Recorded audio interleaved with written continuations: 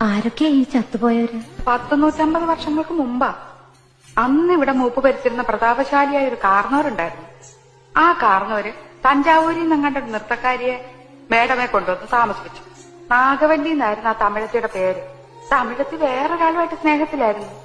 രാമനാഥന്റെ പേരുള്ള ഒരു നൃത്തക്കാരനുമായിട്ട്. എന്തിനു പറയുന്നു, കാർന്നവരെങ്ങനെയോ ഈ രഹസ്യങ്ങളൊക്കെ അറിഞ്ഞു. അന്ന് അർദ്ധരാത്രി നാഗവല്ലിയെ കാർന്നവരെ നമ്മുടെ തെറ്റിനിട്ട് വെട്ടിക്കൊന്നുകളഞ്ഞു. 8ാം ദിവസം ദുർഗാഷ്ടമി രാത്രിയില് നാഗവല്ലിയുടെ പ്രേതാത്മാവ് ഒരു രക്തയക്ഷിയായിട്ട് മാറി കാർന്നവരെ കുത്തി കൊലപ്പെടുത്താൻ വേണ്ടി അരക്കകത്ത് വരെ കയറി ചെന്നാ പറയുന്നേ. കാർന്നവരെന്തൊക്കെയോ ഭയങ്കര മന്ത്രമൊക്കെ ചൊല്ലി ഒടുവിൽ രക്ഷപ്പെട്ടു.